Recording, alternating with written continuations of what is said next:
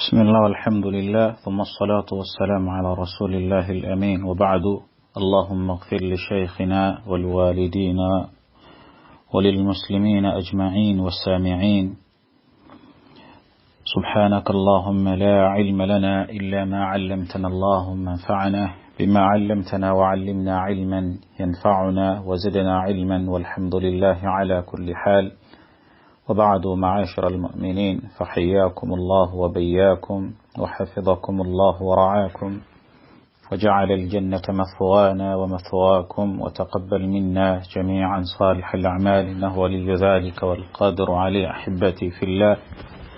أول ما نبدأ، السلام عليكم ورحمة الله وبركاته. أسعد الله أوقاتكم بكل خير، ووفقنا الله جميعا لما يحبه ويرضى. ثم بزأ الله سبحانه وتعالى شاتلسيو ما بابلم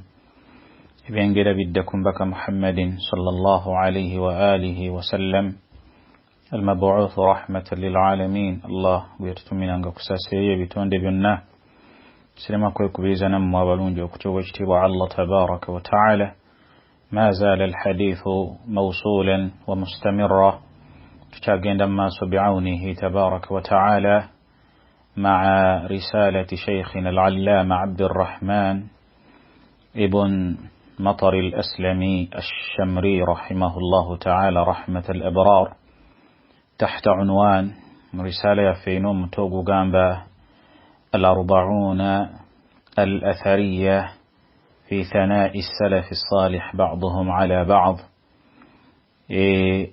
Sheikh Jabira nga tukunganyizamu ebigambo ebiwera ddala 40 ebyajja okuva kuba longofa abatukulembera salaf as-salih mu kubeera nga basuuta bannaabwe. Walillahi alhamdu wal minna. Tuzze biidhnihi tabaraka wa ta'ala, tutambula biidhnihi jalla fi'ala. واليوم إن شاء الله تبارك وتعالى نكملون guno tugenda kubeera nga tweyongerayo biidhnihi tabaraka wa ta'ala ne kigambo ekyabirimu ekimu ekyajja nga kiva ku sahaba ow'ekitiibwa gwe twalaba emabegaawo biidhnihi tabaraka wa ta'ala, man huwa ibn Mas'ud wa min manaqibihi radiyallahu anhu wa ardah biikhtisarin wa bilijaz. Nebitonotono Allah byatusobozesa okubeera nga tumulabako mu bumpimpi radiyallahu anhu wardah. Walillahi alhamdu wal minna. Ebigambo byetugenda okulaba insha Allah tabarak wa ta'ala era yabitutuusaako ibn Mas'ud radiyallahu anhu wardah. Agamba afrasu nnasi thalatha, afrasu annasi thalathatun, abantu abasinga okubeera nga a'raf wa yani mukubeera nti bali bantu aboogi, abantu abagezi, abantu abalengerera ensonga ewala, bali bamiteeka esatu. Afrasu nnasi thalatha, atenga mwana wattu bali bazira kubanga yani faris y'omuntu nga mulwanyi abeera nga muvumu. Wa idhan ibn Mas'ud alaga nti mubamu mwabo abavumu bali bamiteeka esatu. Faqala, nagamba Abu Bakar, أسوكي أبو بكر حين تفرس في عمر فاستخلفه، أكسير أبو بكر الصديق رضي الله عنه وارضاه ويبيرانغا وانا واتو مكبيرانتي ياندي بدي أكوليمبرا نابيرانتي yakole ekyobuzira mwana wattu nabeera nti asalawo Umar abeere nti yakulembera abasiraamu. Tujjukira mu mawqifu eyo mu kubeera nti mumbaka ali salatu wassalam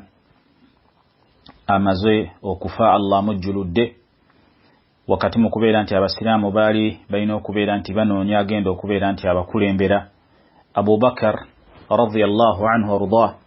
nabeera nti yafulumamu ekigambo ekyobuzira awamu n'okubeera nti waliwo embeera ezaali zeeyoleka nti obaoli awo yeyandibadde akulembera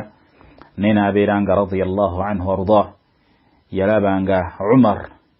yalina okukulembera abasiraamu newankubadde akhiran mu nkomekkerero Abu Bakar yabeera nga akulembera abasiraamu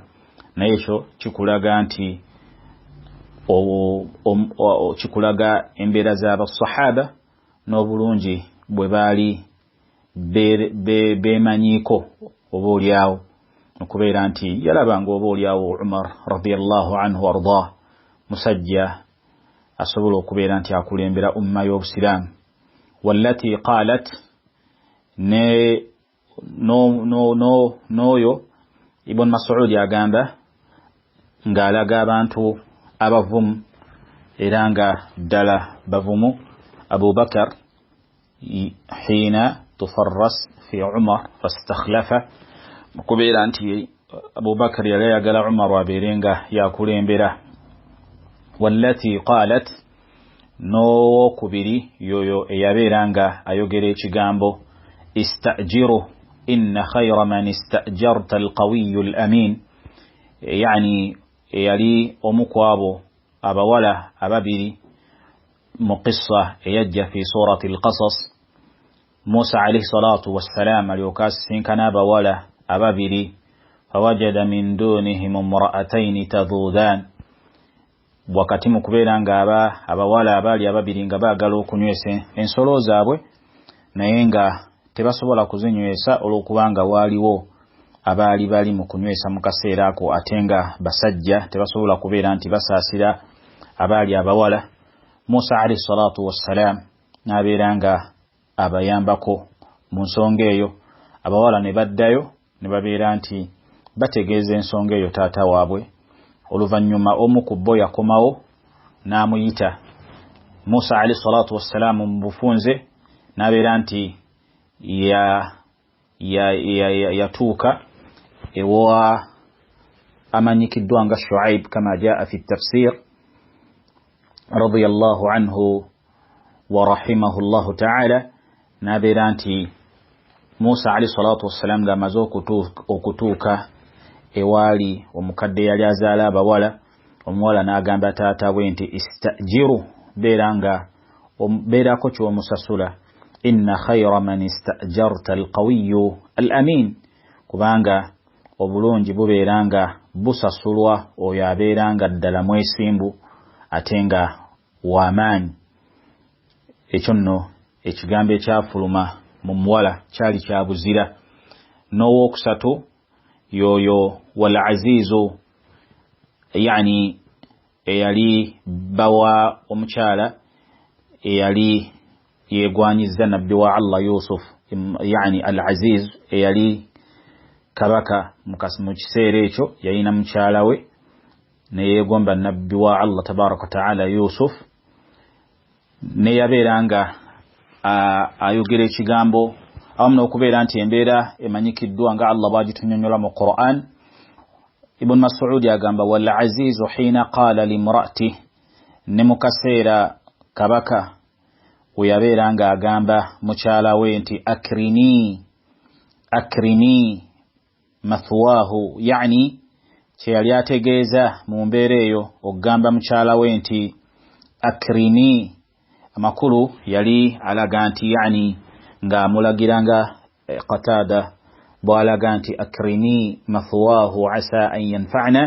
yali alaga ng'alagira mukyala we nti beera nga yani manzilatu